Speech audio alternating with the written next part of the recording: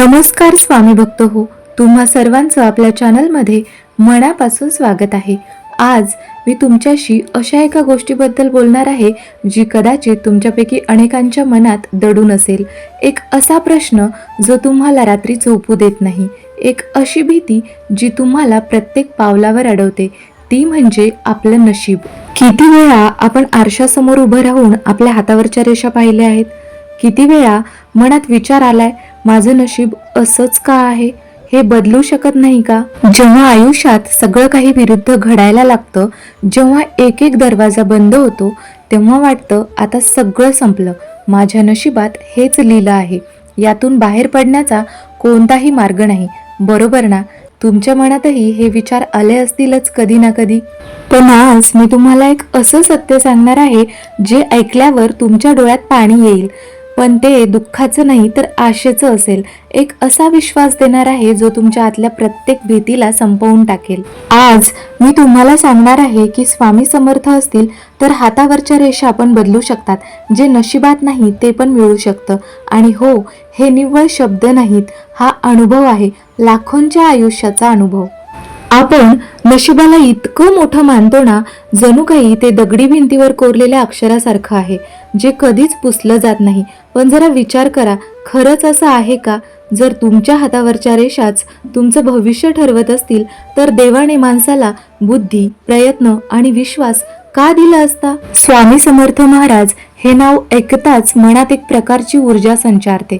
भिऊ नकोस, मी तुझ्या पाठीशी आहे, हे त्यांचं केवळ वचन नाही तर एक अभय आहे, एक असा आधार आहे जो तुमच्या आयुष्यात कितीही मोठं वादळ आलं तरी तुम्हाला डगमगू देत नाही। अनेकदा पाहिलं आहे मी, कितीतरी लोक आयुष्यात पूर्णपणे हारून जातात। डॉक्टर म्हणतात आता काही शक्य नाही, वकील म्हणतात केस हातातून निघून गेली, घरातले म्हणतात आता काय होणार, आणि अशा वेळी एकच नाव आठवतं, श्री स्वामी समर्थ। आणि मग अशक्य वाटणाऱ्या गोष्टी कशा शक्य होतात हे पाहिलं की आपल्या बुद्धीला पटेल असं काही राहत नाही, ती केवळ स्वामींची कृपा असते। मी तुम्हाला एका अशाच व्यक्तीची गोष्ट सांगते, नाव त्याचं प्रकाश। प्रकाश खूप हुशार, पण नशिबाने त्याला कायमच त्रास दिला।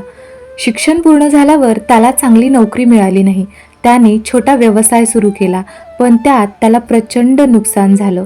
बायकोने त्याला सोडलं, घरातलेही त्याला दूषणं देऊ लागले। प्रकाश पूर्णपणे एकटा पडला, त्याला वाटलं मी जगायच्या लायकीचा नाही, माझ्या हातावर फक्त अपयशाच्या रेषा आहेत। तो इतका खचला होता की त्याने जीव देण्याचा विचार केला। एका रात्री तो घराबाहेर पडला, डोक्यात आत्महत्येचे विचार घेऊन चालता चालता तो एका जुन्या मंदिरासमोर आला।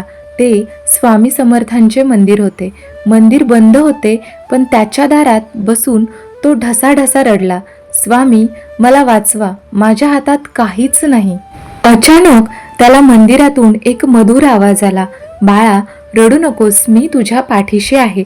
प्रकाशला वाटलं हा माझा भास आहे, पण तो आवाज पुन्हा आला, मी तुझ्या पाठीशी आहे, उठ, पुन्हा उभा राहा।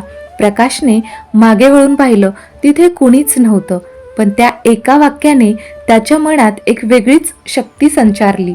त्याला वाटलं जोपर्यंत स्वामी माझ्या पाठीशी आहेत तोपर्यंत मी का हरू? त्या दिवसापासून प्रकाश बदलला। तो रोज मंदिरात जायला लागला, स्वामींचे नामस्मरण करू लागला, त्याने पुन्हा नोकरी शोधायला सुरुवात केली। यावेळी पूर्ण विश्वासाने त्याला वाटलं स्वामी जे करतील ते चांगलंच करतील। आश्चर्य म्हणजे त्याला एका लहान कंपनीत नोकरी मिळाली। ती छोटी कंपनी होती, पण प्रकाशने तिथे खूप मेहनत घेतली। स्वामींवर विश्वास ठेवून तो प्रत्येक काम करू लागला। मित्रांनो, विश्वास बसणार नाही, पण फक्त 2 वर्षात ती छोटी कंपनी प्रकाशमुळे खूप मोठी झाली। आणि तोच प्रकाश ज्याला लोक नशीबहीन म्हणत होते, तो त्या कंपनीचा भागीदार झाला। त्याचे आयुष्य पूर्णपणे बदलून गेले, त्याचे नातेवाईकही आश्चर्यचकित झाले। एकदा मंदिरात त्या पुजाऱ्यांनी त्याला विचारलं, प्रकाश तुझ्या हातावरच्या रेषा बदलल्या कशा? प्रकाश हसला आणि म्हणाला, माझ्या हातावरच्या रेषा नाही बदलल्या महाराज, माझी श्रद्धा बदलली, माझा विश्वास बदलला, आणि मला खात्री आहे जेव्हा तुम्ही स्वामींना तुमच्या आत जागा देता तेव्हा तुमच्या नशिबाच्या रेषा बदलतात आणि जे तुमच्या नशिबात नाही ते पण तुम्हाला मिळतं. तुम्ही म्हणाल, हे कसं शक्य आहे? विज्ञानाला हे कसं पटेल? पण मित्रांनो, काही गोष्टी विज्ञानाच्या पलीकडे असतात. त्या फक्त अनुभवाने कळतात. जेव्हा तुम्ही स्वामींवर पूर्ण श्रद्धा ठेवता तेव्हा तुमच्या मनात एक सकारात्मक ऊर्जा निर्माण होते. ही ऊर्जा तुमच्या विचारांना शुद्ध करते, तुमच्या कृतींना बळ देते. तुम्ही जे काही काम करता त्यात जीव ओतून करता. तुमचं मन शांत होतं, स्थिर होतं.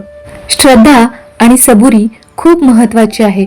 श्रद्धा म्हणजे पूर्ण विश्वास. कितीही वाईट परिस्थिती असली तरी स्वामी आपल्या सोबत आहेत, हा विश्वास. आणि सबुरी म्हणजे संयम. कोणताही बदल एका रात्रीत होत नाही, त्याला वेळ द्यावा लागतो. जेव्हा तुम्ही या दोन्ही गोष्टी पाळता तेव्हा तुमच्या हातून अशी कर्म घडतात जी तुमच्या नशिबाला नवी दिशा देतात. तुमच्या मनातले नकारात्मक विचार तुमच्या हातावरच्या नशीबहीन रेषांना पुसून टाकतात आणि तिथे यशाच्या आणि सुखाच्या नव्या रेषा कोरतात. आता प्रश्न पडतो की स्वामींना आपल्या आयुष्यात कसं आणायचं, त्यांची उपासना कशी करायची.